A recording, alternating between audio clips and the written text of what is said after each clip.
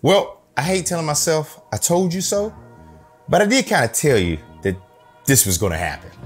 This is the end of the road for a myriad of reasons. But come on in here. Let's talk about it. Welcome to Front of Cheap Seats.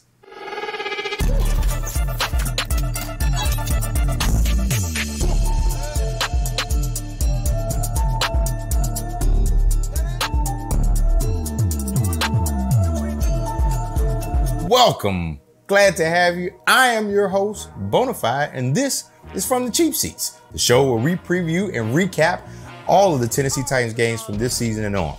Now, you know how it is when you know you're about to get in trouble, you're about to get a whooping and punishment is coming, but you try to delay it as much as you can. Yeah, we ain't doing that. Let's go ahead and get their whooping out the way. All right, so let's talk about it. The Texans had a great tweet. He says, unfortunately, you can't spell Oilers without the L. And I mean, the game started off good. I mean, we got a touchdown on the first drive. The defense was working that first drive. And then we got a pick six from Elijah Molden, 45-yard pick six from Elijah Molden. We're up two scores. And then the wheels fell off. The wagon came apart. They dropped a bomb on us. Whatever descriptive term you want to use, that's how the game went.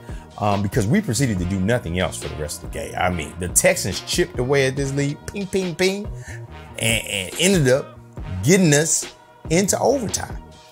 And then they stopped us in overtime and then kicked the field goal to win the game.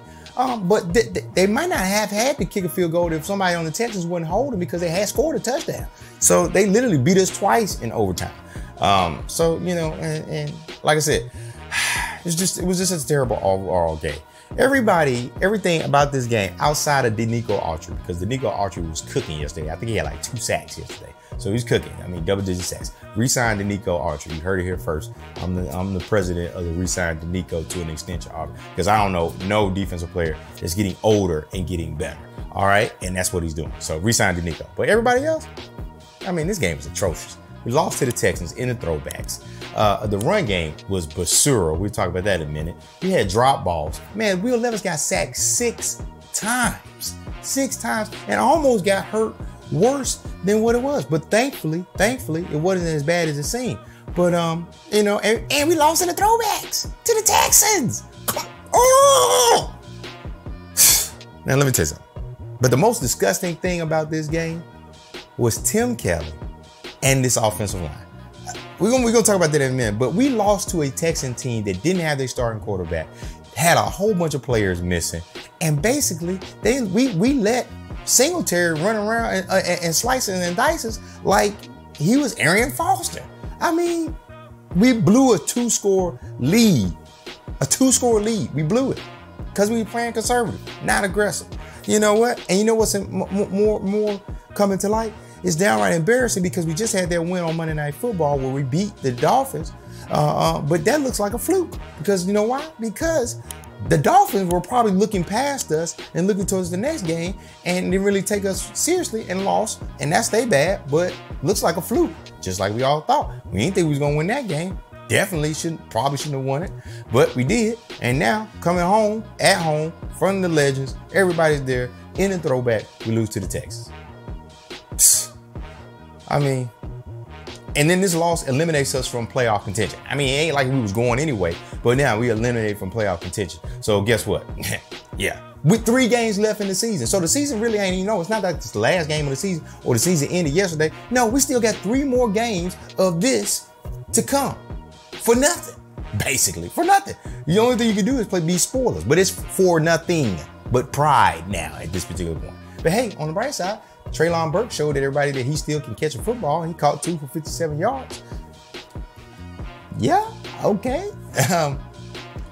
You know, the large majority of the game for me yesterday was me just yelling at the TV or tweeting about how bad, either it was how bad the play calling was from Tim Kelly or how bad this offensive line was. I think it's probably going to be 70, it probably was like 50-50. Both of them like were equally terrible. I mean, what they did, you know, I get Levis missed a couple throws. Levis should have did a few more things, but what we put out there yesterday is probably illegal in 3 states. I know because that was bad. That was like JV, middle school football Pop Warner bad when it came to offensive line and play call. I get you got Derrick Henry, but you can't keep ramming him into a line like that. The man was getting hit behind the line every snap. Spears came in there and didn't really do too much better. He got positive yards, but it still was a struggle for him too.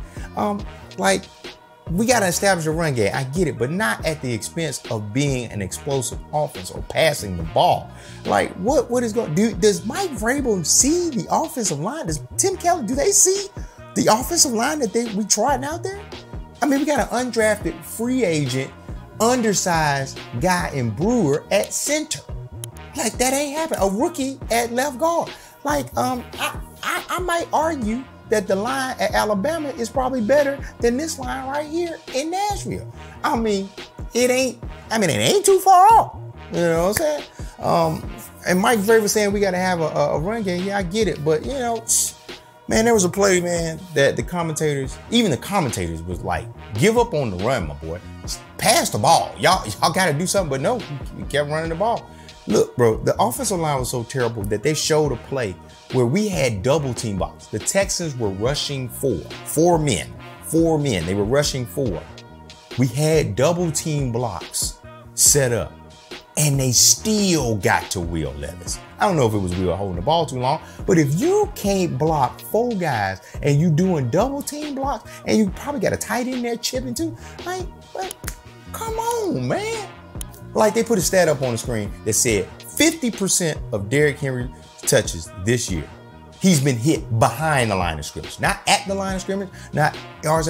He's been hit behind the line of scrimmage. So that means if Derrick Henry has 10 snaps or 20 snaps, 10 of them joints, he's going to be hit behind the line of scrimmage. He's going to be hit in the backfield. What running back is going to have success? That is why it is mind-blowing to me that he almost has 1,000 yards and double-digit TDs, because he's getting hit behind the line almost 50% of the time. And let's not even talk about the sacks. like they hit Will Levis 6 times. That last sack, I thought Will was out of here, my boy. I literally thought we were going to look. And you saw Tannehill warming up on the sideline. I thought we were going back to Tannehill. Luckily, Will's a tough SOB, so he's back. I don't know. We got to see how this week goes. But yeah, that's good. But this whole line need an overhaul. The only person that is safe on this offensive line is Peter Skoronski, and that is only because he was drafted, I think, 11th overall. He's a first-round draft pick. He ain't going nowhere. So hopefully, and he had the appendectomy, so maybe his strength is still not where it needs to be at this particular point. But that was a comedy of errors yesterday for that. But the only thing, and you figure, okay, the offensive line was bad, but good God, Tim Kelly's play calling was terrible too. Like, you can have one bad thing going. You know, one thing can be going bad and everything else can be going great. But 2, the offensive line and the play calling, I mean, Tim Kelly only got 3 play calls in his sheet. That's a run, a screen, or a deep pass. Ain't no intermediate crossing game. Ain't no slants. I don't even think Tim Kelly knows that a slant is actually legal to call and put in his play calls. Because let me tell you something. He continued to run on first down. The commentators, James Lawford, one of the worst TV guys ever, was out there saying, call freaking passes. But nope, we out here still running the ball, running Derrick Henry into a brick wall. And the thing about it is that Tim Kelly has the power to say, hey, we're going to swap you out with Tyjae Spears. He might give us more bang for buck. It might not be in Derrick's day. And obviously by the stats, it wasn't Derrick's day. But no, we didn't do that. We just kept driving them in there, And like this, and then when we got the lead, we weren't aggressive. We just, you know, oh, we just gonna run the ball, we're gonna figure it out, we just gonna rely on the defense to try to keep us, when the defense was already kind of struggling anyway. They couldn't stop their Singletary. There was no creativity or aggressiveness unless there is none. Unless we are down by 14 points and we're trying to come back, that's the only time you see aggressiveness and creativity from Tim Kelly. Otherwise, you know, unless we're down by multiple scores and we're not a team that's built enough or that's good enough or have playmakers enough to do that on a consistent basis, you got to be aggressive every one. And I thought that was going to be the case because we went for it on the 4th down, but no. That was just, I guess that was a fluke too, because I mean, and it's sad to say this, but we might need to look at getting a better OC again. And obviously, maybe we need to look at a new head coach again, but something got to change. We cannot keep doing this. And I'm not even putting all this on Derrick, because I get Derrick, you know, when you had Derrick, you try to use him a lot, but good God, man. Like, have some brains. Like, Derrick is on the contract. He can do what he needs to do, but man, you got to be aggressive. Pass the ball, slants, comebacks, something. We ain't got none of that. It's either a deep pass or a screen or a run. And it's getting old quick. I see why Bill O'Brien had play calling in Texas when we was with the Texans, because Tim Kelly may not be smart enough to do this. All right. So I was thinking about this, and the title kind of suggests that this is the end of the road, and I mentioned it. So Derrick ain't have a good game, and yeah, he hasn't had one for a couple of weeks. You know, yeah, he got multiple TD score games and stuff like that, but that yardage that's coming along with it was slim to none. I think he had like less than. I mean, it was pretty bad. Now, I believe I am of the person. I'm of the belief that this is due heavily is this offensive line. Yeah, the stats say that they're middle of the road, but my eyes tell me that these boys are terrible. They cannot get any push off the line. They get bullied by every defense that they play. No one can get yards. If it ain't out to the side, or if it ain't, you can't get yards. You know, Tajay got to do pirouettes and spins and do 50 jukes to try to get yards. Yes, he's getting them because he's more athletic. He's younger, that is. But still, the offensive line ain't holding up like it's supposed to be. And like I said earlier, he's hit 50% of the line, 50% of the snaps he's getting. So every, 10 snaps, 5 of them he's getting hit behind the line. He's just not, doing it. And, he mentioned in his presser that he really kind of thought about it, that this may be the end of the road for him as a Tennessee Titans. He wanted to finish the year out strong. But, it doesn't look like that's happening. We already eliminated, like I said, eliminated from playoff contention. So, what is he running for right now, in that regard? So is this really the end for Derrick? Some people will say yes, and they'll point to his stats and say, yeah, we need to use Tajay. He's more dynamic. He's the new guy. Let's get him involved and things like that. But, I can see a scenario where the Titans bring Henry back and they give him on an incentive-laden, team-friendly deal, 2 years. He finishes out, at the end of that 2-year deal. Maybe it's a 1-year deal with the team option for the next year. And he finishes out the Titans all-time leading rusher. But I really just don't think you can evaluate him properly with the offensive line being as bad as it is. It's not like when DeMarco and Derrick were sharing carries and we had a good offensive line and you could just see that DeMarco didn't have it anymore and Derrick was the up-and-comer and things like that. He had to burst into speed. Yeah, it's not like that, in that regards, because this offensive line is trash. So, I don't think anybody would be successful, which is mind-blowing because Derrick is still like the 3rd leading rusher or maybe 4th or 5th now after this game in the NFL, and he got double-digit TDs. So, some stats support it, some stats don't, but I think he stays. And also a part of that reason that I believe that is because of what happened with A.J. Brown. The fans loved A.J. Brown, and we got rid of him, and we saw how big a massive that hit was to the franchise from a morale standpoint. So I don't think, somebody as legendary as Derrick, are they gonna let that happen to him? And I could be wrong. Rand and them could be saying, hey, we moving off on him, but I just don't see it happening. So I think he, it's probably gonna be tons of videos and everything about it, about how this is his last rodeo and he's gonna ride to the sunset and things like that. But I think he's gonna have at least 1 or 2 more seasons in two-tone blue, and then that's going to end his Hall of Fame career.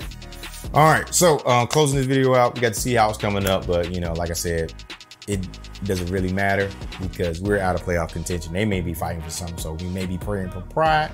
Maybe we get a few people back. People, we see a little bit different, but right now, since we're out of contention, it's starting to focus on the 2024 NFL draft and see how we can fill some of these holes or fix some of these problems with the money, the cap space that we got coming up, and the draft picks we got going. So, for me, I got to get up to speed on who's coming out, who's declaring for the draft, and you know, what's the likelihood of us getting them, and then free agents and things like that. So it's going to be interesting, you know, next couple off season for us, to say the least. But if you made it this far, thank you very much. Make sure you tune into the next episode where we're going to preview that Seahawks game and see what we got going on here. And don't forget, we are in the middle of our Road to 1K giveaway, where if you are a subscriber to the channel, you're going to be entered in to win a Nike Oilers throwback jersey. Still love the throwbacks. You still gonna give one away. So make sure you like, comment, and subscribe to the channel. And yeah, as bad as it seems, there is still plenty of room in the section for all of us. So until next week, tighten up.